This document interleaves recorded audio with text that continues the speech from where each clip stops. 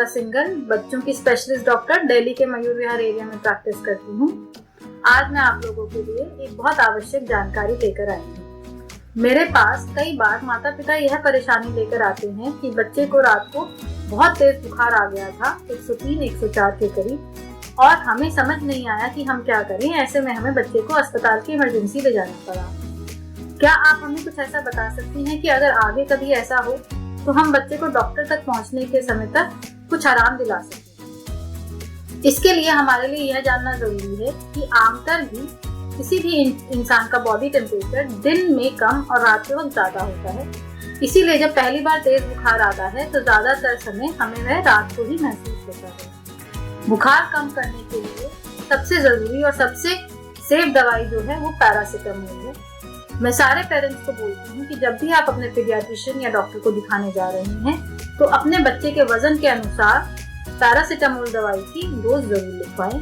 कभी भी बच्चे को 100 से ज्यादा बुखार आपको महसूस होता है तो पैरासिटामोल की दवाई डोज के अनुसार दें, और उसके आधा से पौना घंटे में अगर बुखार कम ना हो या जब बुखार देखा तब 103-104 है तो पैरासिटामोल देने के साथ ही ठंडे पानी की पट्टियां करनी शुरू करें, जिसको हम स्पॉन्जिंग कहते हैं। इस पे माता पिता यह बोलते हैं कि हमने तो बर्फ के पानी की पट्टी माथे पे रखी थी पर बच्चे का बुखार कम नहीं हुआ, तो स्पॉन्जिंग काम नहीं करती। यह समझना जरूरी है कि माथे पे ठंडे बर्फ के पानी की पट्टी रखने से बुखार कम हो जाए, यह गलत तरीका है स्पॉन्जिंग करने का। अस्पताल में भी बच्चा जब हमारे पास तेज बुखार के साथ आता है हम उसे स्पॉन्जिंग करते हैं सही तरीके से जब तक दवाई का असर ना आ जाए। तो स्पॉन्जिंग कैसे करें वह भी मैं अब आपको बता दूं।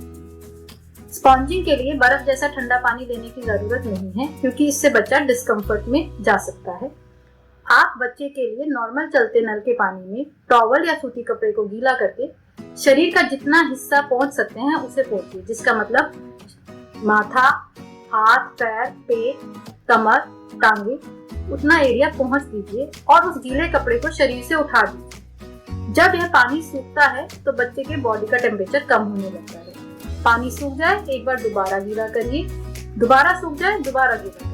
3 से 4 बार आप सूखा गीला पोंछा करेंगे बच्चे के शरीर का तो बुखार कम हो जाएगा। यह उसी तरह है जैसे जब हम गर्मियों में पसीना आता है और पंखे के नीचे जाते हैं तो पसीने के सूखने से हमें ठंडक का एहसास होता है। जब पसीने के सूखने से शरीर का टेम्परेचर कम होने लगता है, तभी हम अगर पानी से गीला करके पानी को सूखने के लिए छोड़ देंगे, उसके ऊपर गीला टॉवल नहीं रखेंगे, तो पानी सूखने से शरीर का टेम्परेचर कम हो जाएगा। इसके बाद आप 4 से 6 घंटे पे दोबारा पैरासिटामोल की डोज रिपीट कर सकते हैं अगर बुखार कम हो गया है, पर अगले दिन डॉक्टर को जरूर दिखाएं क्योंकि तेज बुखार कई बार डीप सीटेड इन्फेक्शन का निशानी हो सकता है। इसके साथ यह भी समझिए कि कई बार माता पिता यह बोलते हैं कि बच्चा तेज बुखार में कब कपा रहा था तो हमने उसे कंबल उड़ा दिया। तेज बुखार के वक्त बच्चे को कंबल नहीं उड़ाना है।